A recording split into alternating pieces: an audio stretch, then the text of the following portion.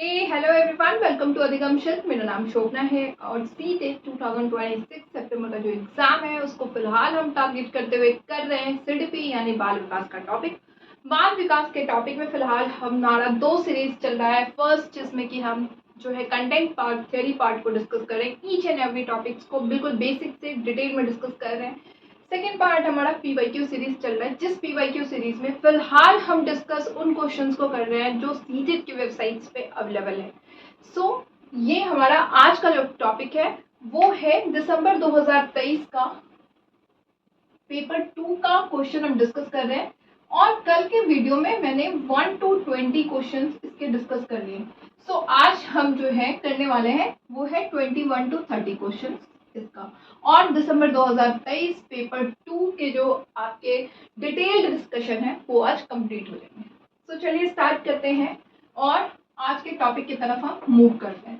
21 number question हमसे क्या कह रहा है? Which of the following is a limitation of Piaget's theory of cognitive development? निम्नलिखित में से कौन से पियाजे के संज्ञानात्मक विकास के सिद्धांत की सीमा है? मतलब क्या ऐसी चीज है जो संज्ञानात्मक विकास के बारे में जीन पियाजे की जो है वो सीमा है? चलिए देखते हैं।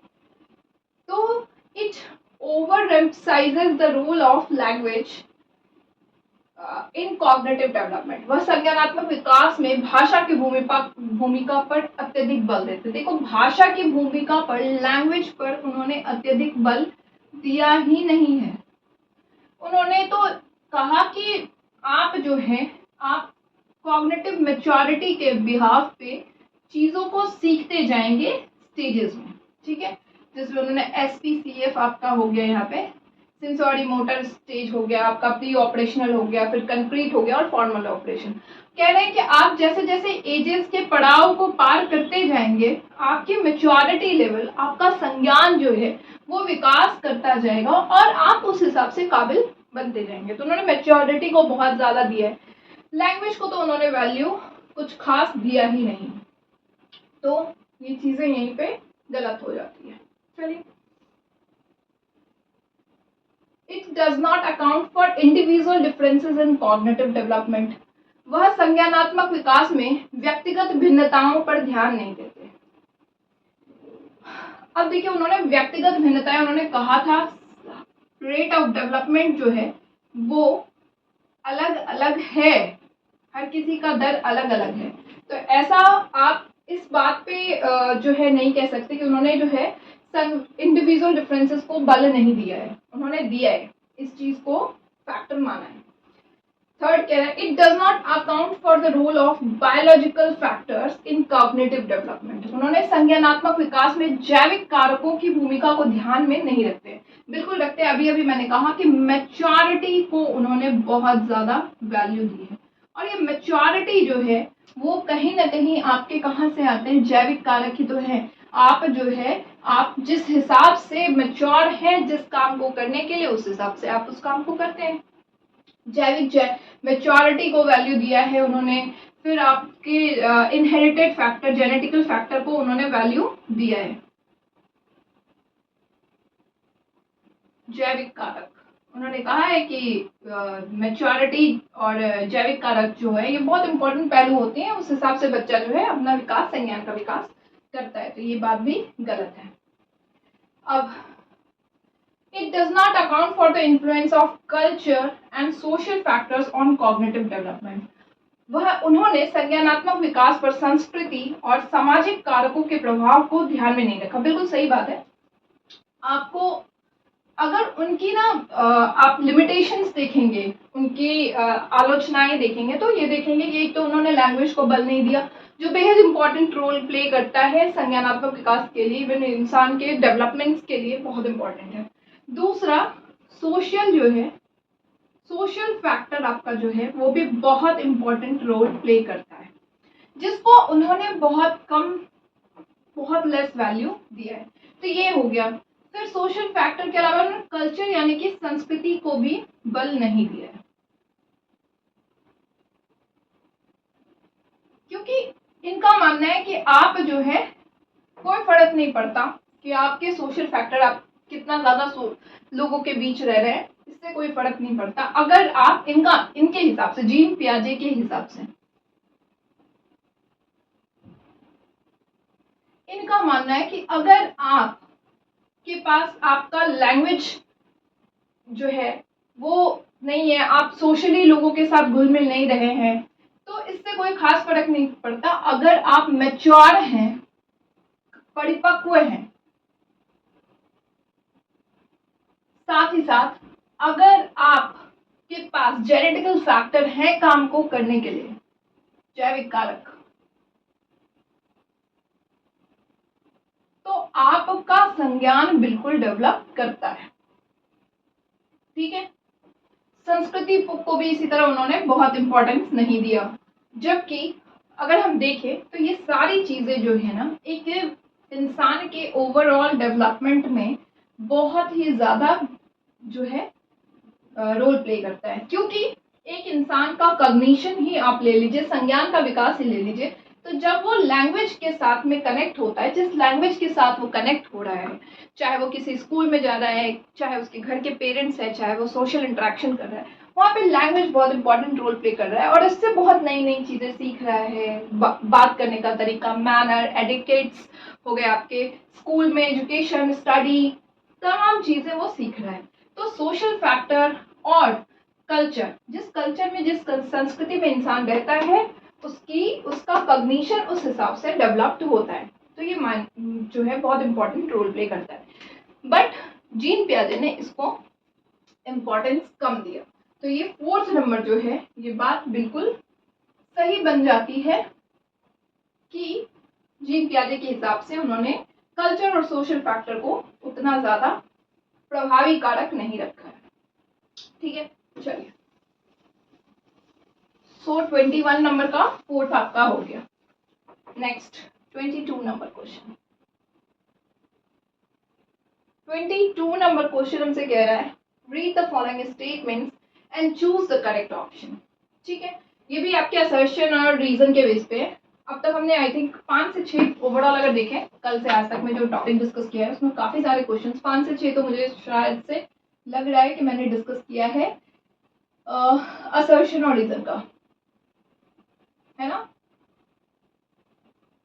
ठीक है, चलिए असर्शन हमसे क्या कह रहा है देखते हैं। असर्शन कह रहा है, every year Lata, a class 7th teacher, invites a female maths professor and a male nurse to her class to discuss career in these fields। यानी प्रत्येक वर्ष लता, जो कि क्लास 7 की शिक्षिका है, वह उन जो है अपने करियर, किसी के करियर के क्षेत्रों में, मतलब करियर पर विशेष चर्चा करने के लिए वो एक महिला को लेके आती है जो कि गणित के प्रोफेसर हैं, और एक पुरुष को लेके आती है जो कि नर्स है। यानी इसने क्या किया, जेंडर रोल्स जो है ना, उसको वो बढ़ावा नहीं दे रही है, या फिर जेंडर स्टीरियोटाइप, रूढ़िवादिता।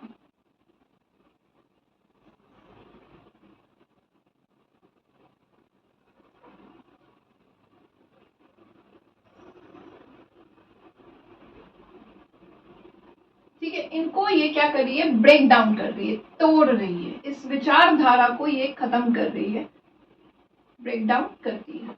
और लेके क्या आ रही है, ये लता जो टीचर है हमारी, ये लता इस चीज को खत्म करके और लेके आ रही है क्या, लेके आ रही है बहुत ही पॉजिटिव चीजें, जेंडर इक्वालिटी को।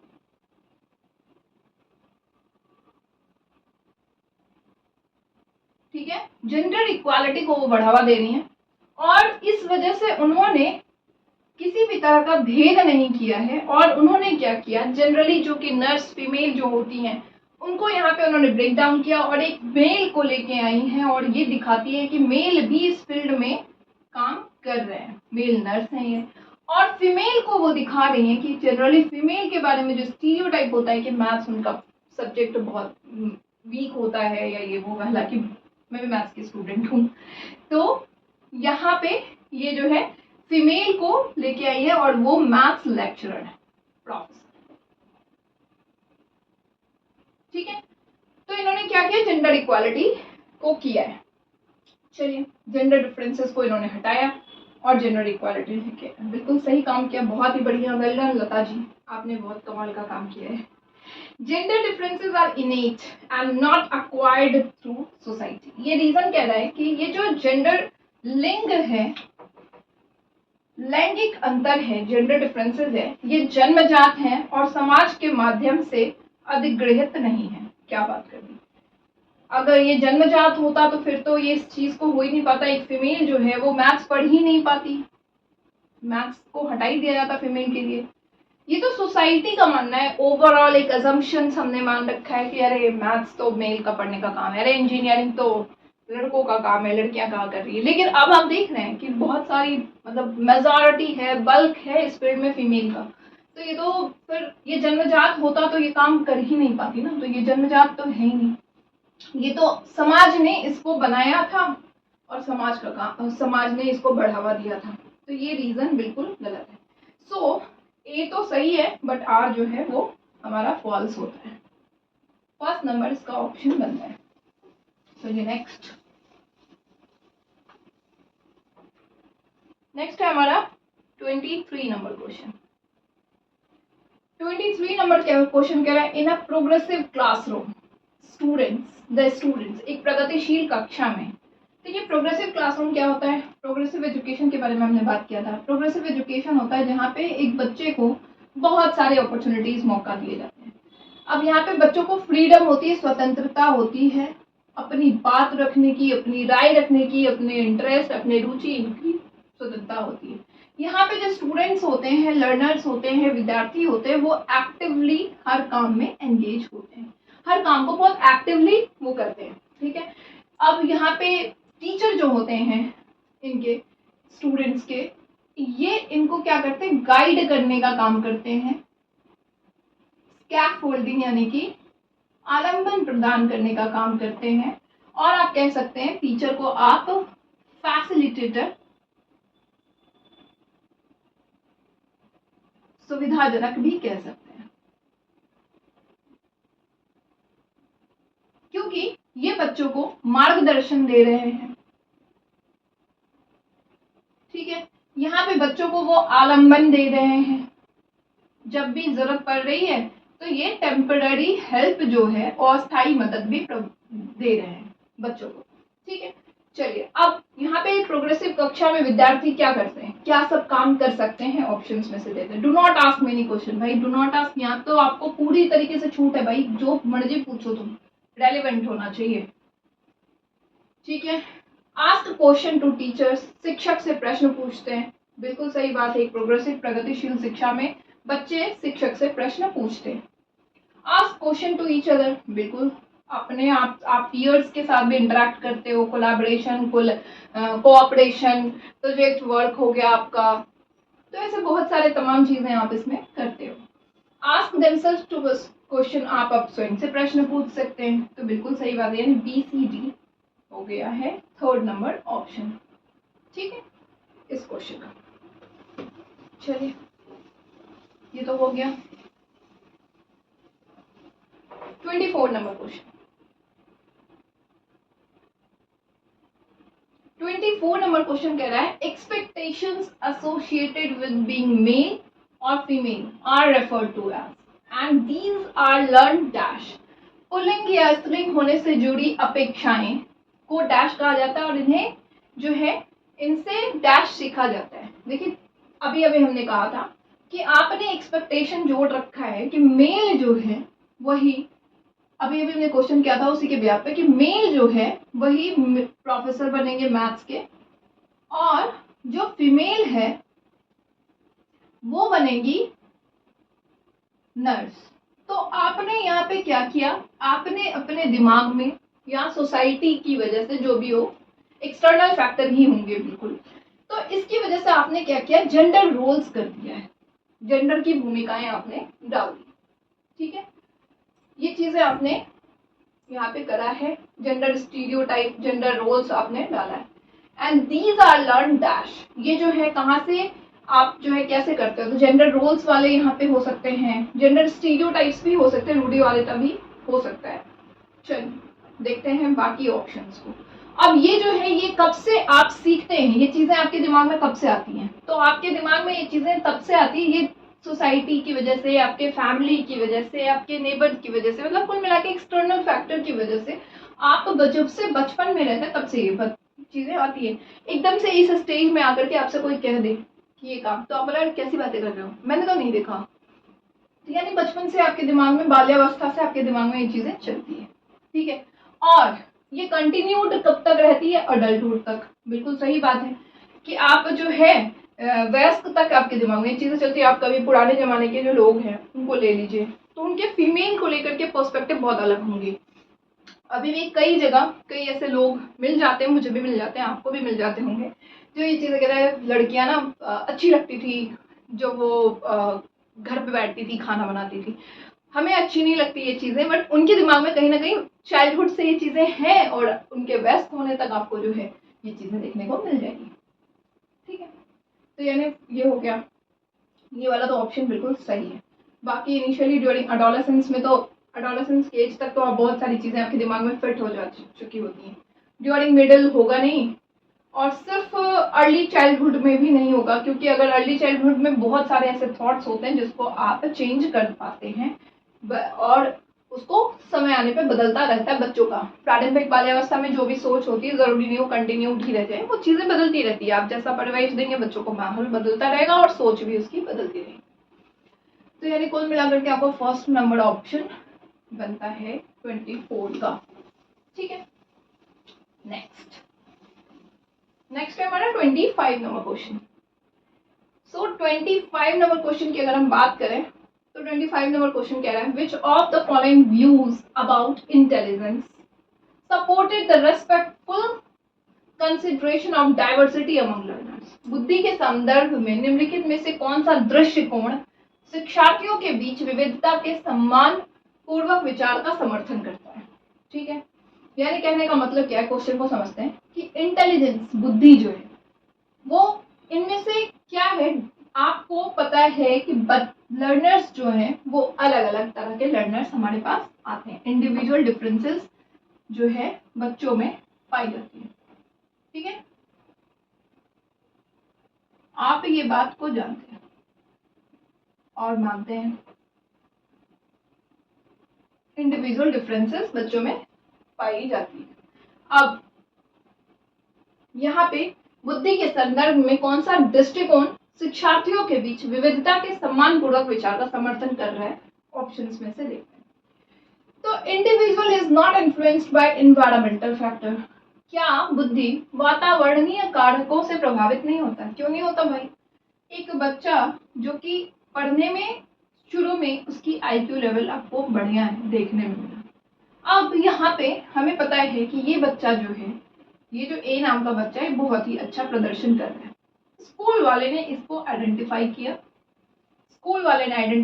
और उसको और भी ज्यादा बढ़ावा दिया पढ़ने के लिए, उसके करिकुलम में फ्लेक्सिबिलिटी लेके आए, उसको आगे की चीजों को बताया कि चूंकि ये गिफ्टेड बच्चा है तो उसको इस तरह से करते हैं। यहाँ पे स्कूल ने पेरेंट्स को, या फिर पेरेंट्स को भी पता है पहले से, पेरेंट्स ने भी उसको सारी चीजें इक्वली सपोर्ट किया। तो ये बच्चा जो है वातावरण की वजह से प्रभावित हुआ या नहीं हुआ? इसके में पोटेंशियल थी करने की, और पोटेंशियल होने के साथ साथ इसको वातावरण ने पूरी तरीके से सपोर्ट किया है, माहौल दिया है, तो प्रभावित हुआ, अच्छा किया और अच्छा प्रदर्शन उसने किया है। तो बिल्कुल सही बात है, बिल्कुल गलत बात है कि बहुत इंटेलिजेंस जो है वो इन्फ्लुएंस नहीं होगा एनवायरमेंटल फैक्टर से, प्रभावित नहीं होगा, बिल्कुल प्रभावित होगा। नेक्स्ट कह रहा है, influence intelligence is not influenced by genetical factor. आप जो है बुद्धि को आनुवांशिक कारकों से प्रभावित नहीं होते। क्यों नहीं होते? बिल्कुल होते हैं। हो सकता है इसका जो जेनेटिकल फैक्टर की वजह से भी, इसके मम्मी पापा भी पढ़ने में बहुत अच्छा, कई बार जेनेटिकल फैक्टर होता है कि डॉक्टर के घर में डॉक्टर बच्चे भी होते हैं और आईएएस के घर में आईएएस बच्चे होते हैं, तो थोड़ा जेनेटिकल फैक्टर भी होता है और वातावरणीय कारक तो होते ही होते हैं, तो ये भी प्रभावित होता है। ये भी ऑप्शन हमारा गलत। अब है IQ test are the only to measure the intelligence. क्या बुद्धि को मापने के लिए बुद्धि लब्धि परीक्षण ही एकमात्र साधन है? क्या आपने देखा आईक्यू चेक करते हैं इसका, 130 से प्लस है, चलो ठीक है, ये बढ़िया है पढ़ने में। हो सकता है बुद्धि के इसके आईक्यू अच्छी नहीं हो, बट इसकी दूसरी फील्ड में, मतलब इसने एजुकेशन की फील्ड में उतना अच्छा नहीं किया हो, और आईक्यू के पैमाने पे आप जो चेक करते हैं कि mental health but upon Chronicle health करते हो और फिर 100 से डिवाइड करते हो, तो हो सकता है इस जगह पे इसका किसी और मल्टी डायमेंशनल फील्ड में वो हो रहा हो और स्पोर्ट्स में बहुत अच्छा कर रहा हो सकता है ये क्राफ्टिंग में बहुत अच्छा कर रहा हो। तो बहुत सारे पैमाने होते हैं, तो आप सिर्फ और सिर्फ आईक्यू के टेस्ट पे किसी की बुद्धि को नहीं जज कर सकते हो। आप सिर्फ आईक्यू चेक करते सचिन तेंदुलकर का, तो फिर बात नहीं बनती ना। तो ये वाला भी गलत है। इंटेलिजेंस इज मल्टी डायमेंशनल, बिल्कुल, and can change over time. बुद्धि बहुआयामी, बिल्कुल सही बात है। कई सारे इसके आयाम आपको देखने को मिल गए हैं कि बहुत सारे फील्ड में जरूरी नहीं है कि एक बच्चा जो है वो एजुकेशन में ही बढ़िया करे, उसके कई आयाम हो सकते हैं, स्पोर्ट्स में, पेंटिंग में, ड्राइंग में, आपका सिंगिंग में, तो बहुत सारे आयाम आपको देखने को मिलेगा। और ये चीजें समय के साथ बदलती रहती है, अगर उसको एक्सपोजर मिलेगा तो वो बढ़िया ही करता जाएगा, ठीक है। लेकिन अगर उसको एक्सपोजर नहीं मिला तो आप उसके ग्राफ को नीचे जाते हुए देखेंगे। तो ये चीजें तो हैं कि समय के साथ बदलती रहती है, चीजें चेंज होती रहती है, माहौल जैसा मिलेगा वैसा काम होगा, नहीं माहौल होगा नहीं। तो जो चीजें सही है वो हमको, क्या क्वेश्चन था हमारा, क्वेश्चन ही भूल गई। So the firm views about intelligence support the respectful consideration diversity among learners। तो बुद्धि जो है, क्वेश्चन सही पूछ रहा है हमसे, मुझे लगा कहीं नॉट फैक्टर तो नहीं पूछ रहे। बुद्धि बहुआयामी है और समय के साथ बदलता रहता है, और जो सही है वही हमारा आंसर है। चलिए 4th नंबर आंसर हमारा बन रहा है। Next, who among the following critiqued the concept of general intelligence and proposed an alternative theory of intelligence। इनमें से किसने सामान्य बुद्धि की जो अवधारणा है उसकी आलोचना करी और बुद्धि एक वैकल्पिक सिद्धांत जो है, बुद्धि का एक वैकल्पिक सिद्धांत प्रस्तुत किया। तो जनरल इंटेलिजेंस इसमें आप जो है कह रहे थे कि भैया पढ़ने में कोई अच्छा है तो उसको वो इंटेलिजेंट है, और उसकी आईक्यूज वगैरह आप चेक कर रहे थे। इस चीज को आपके गार्डनर थे जिन्होंने इस चीज को कहा कि ये गलत है कि आप सिर्फ और सिर्फ एक एंटिटी लेके चल रहे हो, एक पैमाना, कि आपने आईक्यू टेस्ट किया किसी का और आपने बोल दिया कि भाई ये इंटेलिजेंट है, ये नहीं। उन्होंने ये कहा कि आपके कई पैमाने चेक करने के होने चाहिए, बुद्धि के कई पैमाने हैं, स्पोर्ट्स है, क्राफ्ट्स है, आपका स्पेशियल इंटेलिजेंस हो गया, लिंग्विस्टिक, किसी की भाषा पे पकड़ बहुत अच्छी होती है, किसी को अपनी समझ बहुत अच्छी होती है जो कि इंट्रापर्सनल हम कह सकते हैं, किसी को दूसरों की बहुत अच्छी परख होती है तो उसको आप इंटरपर्सनल बोल सकते हैं। इस तरह से कई सारे आयाम होते हैं जिनको आप मापेंगे। तो ये कुल मिलाकर के उन्होंने कई सारे आयाम, और आपको पता है 9 तरह के आयाम इन्होंने यहाँ पे दिया था। तो ये बात करने वाले हमारे हावर्ड गार्डनर हैं। तो सेकंड नंबर ऑप्शन हमारा यहाँ पे बनता है। 26 number question is done. 27 number question, Kohlberg ji आए हैं हमारे पास। Lawrence Kohlberg theory has been critiqued by Carol Gilligan for. देखिए कैरोल गिलिगन जो थी ना, वो पता ही आपको कि उनकी खुद की शिष्य थी, बट उन्होंने इसको क्रिटिक किया, इसकी आलोचना करी थी। लॉरेंस कोहलबर्ग के सिद्धांत की आलोचना कैरोल गिलिगन ने किया था। किस लिए, चलिए देखते हैं। तो उन्होंने कहा किस चीज को, कि ignoring gender differences in moral reasoning. उन्होंने नैतिक तर्क में, क्योंकि क्या जो लॉरेंस कोहलबर्ग थे, कोहलबर्ग ने क्या किया, जो सैंपल लिया था वो सिर्फ और सिर्फ मेल सैंपल लिया। और एक और चीज थी कि उन्होंने एक पर्टिकुलर एरिया, पर्टिकुलर कल्चर में इस चीज को, सैंपल को टेस्ट किया। पता ही आपको हाइंस डायलेमा था, उस डायलेमा को जो इन्होंने चेक किया था वो पर्टिकुलर कल्चर में, एक ही कल्चर में किया। दूसरी चीजें जो किया वो मेल मेंबर पे किया। तो कैरोल गिलिगन का कहना था कि भाई अगर आप यहाँ पे मेल के साथ साथ फीमेल को भी लेके आते तो आपको बहुत सारी चीजें में फर्क देखने को मिल जाता है, क्योंकि एक मेल का सोचने का तरीका और एक फीमेल का सोचने का तरीका अलग अलग होता है। तो एक तो उन्होंने लैंगिक विभिन्नताएं, जेंडर डिफरेंसेस को इग्नोर कर दिया आपने, इस चीज पे कहा। साथ ही साथ उन्होंने ये भी कहा कि आपको कल्चर जो है ना, वो भी आपको अलग अलग कल्चर पे इस चीज को करना था। सैंपल को आपको एक ही कल्चर से ये चीजें बहुत एग्जैक्ट नॉलेज नहीं मिलेगी, क्योंकि हर कल्चर का प्रभाव इंसान के अंदर अलग अलग होता है। तो ये था। चलिए ऑप्शन की तरफ मूव करते हैं। तो इन्होंने नैतिक तर्क में लैंगिक विभिन्नताओं की उपेक्षा करने के लिए की गई है। बिल्कुल सही बात उन्होंने किया, अभी हमने डिस्कस भी किया। Not applying quantitative methods of analysis, कोई मतलब नहीं है, इन्होंने ऐसी कोई बात नहीं कही। Presenting a stage theory of model development, इस बात पे उन्होंने नहीं कहा भाई स्टेज डेवलपमेंट। तो इन्होंने ये कहा था कि शून्य से स्टार्ट होता है और फिर धीरे धीरे नैतिकता भी बढ़ती जाती है, और सब में उन्होंने स्टेजेस बांट दिए थे। तो उसको उन्होंने कुछ, इस बात से कोई दिक्कत भी नहीं है, सही भी बात है। Collecting data bye means of real life situation, real life situation पे ही तो, वास्तविक जीवन पे ही तो आपको जो है डेटा को कलेक्ट करना है, क्योंकि वास्तविक जीवन पे आप नहीं करेंगे तो फिर तो इम्प्रैक्टिकल हो गया, और प्रैक्टिकल चीजें ही कहीं ना कहीं वर्कआउट करती है। So first number option will be the right answer for this question. चलिए 28 number question. 28. A teacher wants to help her students develop metacognitive skills. Which of the following strategies would be the most effective? एक शिक्षिका अपने विद्यार्थियों को अधिसंज्ञानात्मक कौशल विकसित करने में मदद करना चाहती है। क्वेश्चन पढ़ने से पहले एक बार मेटाकॉग्निशन पे ध्यान दें।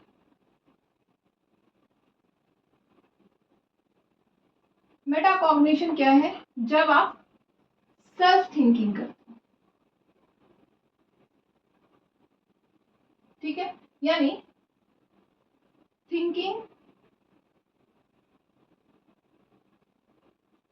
ऑन योर सेल्फ, आत्मचिंतन आप कह सकते हैं, अधिसंज्ञान। और इसमें क्या है कि आप जब, जैसे मान लीजिए नॉर्मल चीजें हैं, मेटाकॉग्निशन के फायदे मैं बता रही हूँ कि आपके मार्क्स अच्छे नहीं आए, तो आपके मार्क्स जब अच्छे नहीं आए तो आपने क्या किया, घर में आकर के बताया, आपने मम्मी पापा ने आपको डांट लगाई। वो उतना इफेक्टिव नहीं होगा अगर आपको इस चीज पे खुद डिस्कशन करेंगे कि मेरा ना मार्क्स कम आया है, कौन सा एरिया मेरा सही नहीं है, किस पे मुझे वर्कआउट करना है। तो मेटाकॉग्निशन आपको जो है बहुत सारी पॉजिटिव थिंकिंग लाके देता है आपके अंदर, जो है आपको अपनी कमी, आपको अपनी वीकनेस के साथ साथ स्ट्रेंथ जो है वो भी पता लगता है, आपको रणनीति का पता लगता है कि आप कौन सी स्ट्रैटेजीज अपनानी चाहिए। जैसे सीटेट एग्जाम्स में भी बहुत सारे मॉक्स लगाते होंगे और आप फिर सेल्फ एनालिसिस करते हैं। सेल्फ एनालिसिस आपको बताता है कि मेरा कौन सा एरिया वीक है, कौन सा पोर्शन है जिस पे मुझे वर्कआउट करना है। या आपके पेरेंट्स या आपके टीचर्स नहीं समझ पा रहे होंगे उतना इफेक्टिवली जितना आप समझते हैं। तो ये आपका मेटाकॉग्निशन। चलिए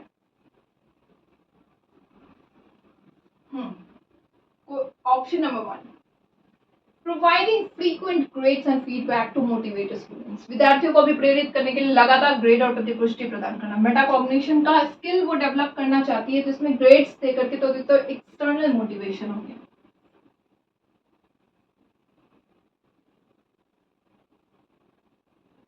ठीक है। ये बाह्य अभिप्रेरणा आप कह सकते हैं, और बाह्य अभिप्रेरणा कभी भी नहीं होता मेटाकॉग्निशन में, ये आंतरिक अभिप्रेरणा होता है, ठीक है, कि आप काम इसलिए कर रहे हैं क्योंकि आपको समझ आ रहा है चीजों को लेकर के, तो ये तो बिल्कुल गलत है। Encouraging students to reflect on their own learning and evaluate their progress, विद्यार्थियों को प्रोत्साहित करना कि वह स्वयं अपने अधिगम पर चिंतन करें और अपनी प्रगति का मूल्यांकन करें। बिल्कुल सही बात है, अभी अभी मैंने कहा कि आप मॉक्स लगाते हैं और मॉक्स लगा करके आप खुद को देखते हैं, आपने ईच एंड एवरी जो है क्वेश्चंस को डिस्कस किया। जैसे मैंने जब दिया था सीटेट का एग्जाम, तो मैं अपना बताती हूँ कि मेरी फर्स्ट डॉटर उस समय बहुत छोटी थी, तो मैंने जब सीटेट का एग्जाम दिया था तो मैं डेली एक मॉक लगाती थी, बहुत लिमिटेड टाइम होता था मेरे पास पढ़ाई करने के लिए, तो मैं एक मॉक लगाती थी और फिर मैं उस मॉक का एक एनालिसिस जरूर करती थी। फिर मैं उस मॉक्स के एनालिसिस के बाद मैं उन पॉइंट्स को राइट डाउन करती थी कि ये एरिया जो है मेरा कम है और इस पर मुझे वर्कआउट करना है। तो ये जो काम मैं करती थी यही है मेटाकॉग्निशन स्किल। आत्मचिंतन। ठीक है, आप भी कर सकते हैं, इफेक्टिव होगा। और मेरे मतलब बहुत कम टाइम में मैंने पढ़ा था और बहुत इफेक्टिव था कि मुझे अगले दिन उसी फील्ड में जब मैं उस चीज़ को इस एरिया को कवर अप करती थी और मैं फिर टेस्ट मार्क्स लगाती थी, मेरे मार्क्स इंक्रीज होते जाते थे। तो ये बिल्कुल सही बात है। फिर है next, assigning test to students to memorise. Memorisation metacognition से कोई लेना देना नहीं रखता, आप याद कर लीजिए तो आपका रटाफिकेशन है, उससे क्या ही लेना देना मेटाकॉग्निशन का। आत्मचिंतन तो किया ही नहीं आपने। Providing students with detail perspective instructions, आपने बच्चे को एक सीखने के लिए विस्तृत और निर्देशात्मक निर्देश दे दिया, तो उसमें बच्चे को जब आपने इंस्ट्रक्शन दे दिया कि ये इंस्ट्रक्शन पढ़ो, ये काम करो, तो आपका उसने अपने आप पे थिंकिंग कहाँ ही किया, कुछ नहीं किया। तो सेकेंड नंबर ऑप्शन जो है वो राइट ऑप्शन बनता है इसका। ठीक है, 29 नंबर क्वेश्चन।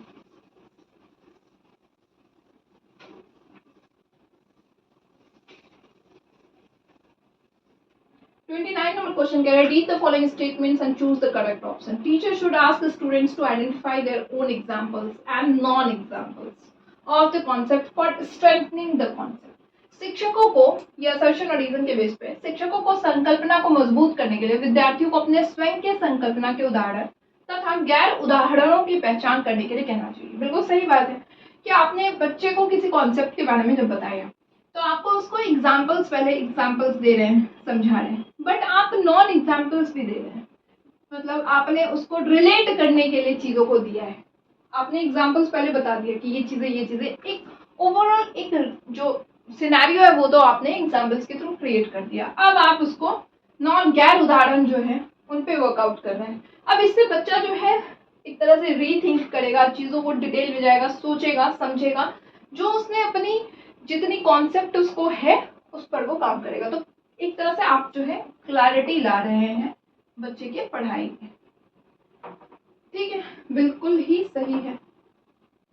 रीजन इसका, thinking of examples lead to strengthening of the concept. बिल्कुल, आपने एग्जाम्पल्स दिया तो एक कॉन्सेप्ट की क्लैरिटी तो आ गई है अच्छी तरीके से, बच्चे को समझ आ गया नाउन, अच्छा ये बुक्स भी नाउन है, अच्छा ये प्लेसेस भी नाउन है, ये भी नाउन है। बट आपने प्लेसेस में एक ही एग्जांपल दिया होगा, लाइक सपोज आगरा दे दिया, बेटा आगरा जो है वो नाउन हो गया। बेटा ये आप जहाँ पे मॉन्यूमेंट्स, किसी मॉन्यूमेंट्स में का एग्जांपल दे दी कि बेटा यहाँ पे गए, इंडायरेक्ट ये भी आपका हो गया। बट बहुत सारे नॉन एग्जांपल्स जो हैं वो, अब यहाँ पे इसको प्लेसेस के बारे में जब अगर कॉन्सेप्ट की क्लैरिटी आ गई तो वो जो एग्जांपल्स आपने नहीं भी दिया है वहां पे भी उसको समझ आएगा। So while non examples tend to confuse the students, non examples क्या उसको कंफ्यूज, एग्जांपल जो है उसकी कॉन्सेप्ट की क्लैरिटी अगर दे रहा है तो क्या नॉन एग्जांपल्स उसको कंफ्यूज कर रहा है? बिल्कुल भी नहीं। नॉन एग्जांपल्स जो है उसकी क्लैरिटी को और इनहेंस कर रहा है और बढ़ा रहा है। तो एग्जाम्पल और नॉन एग्जाम्पल दोनों बहुत इंपॉर्टेंट है। सो A is true and R is false. First number option इसका बनता है। ठीक है, और पढ़ाई जब आप टीचर बहुत सारे होंगे और बहुत सारे होने वाले होंगे तो जब आप ये काम करते हैं तो इन चीज़ों का ध्यान रखिए कि एग्जाम्पल्स के साथ साथ दीजिए नॉन एग्जाम्पल्स का। General principles of learning suggest that students learn better if a teacher. अधिगम के सामान्य सिद्धांत जो हैं वो बताते हैं कि विद्यार्थी बेहतर रूप से सीखते हैं अगर शिक्षक क्या करने वाले देखते हैं, first introduces the concept in its symbolic form and then moves to its physical form. आपने पहले सिंबॉलिक फॉर्म्स में लेके आए किसी चीज़ को और फिर फिजिकल फॉर्म्स में लेके आए, तो क्या ये बहुत अच्छा तरीका होगा?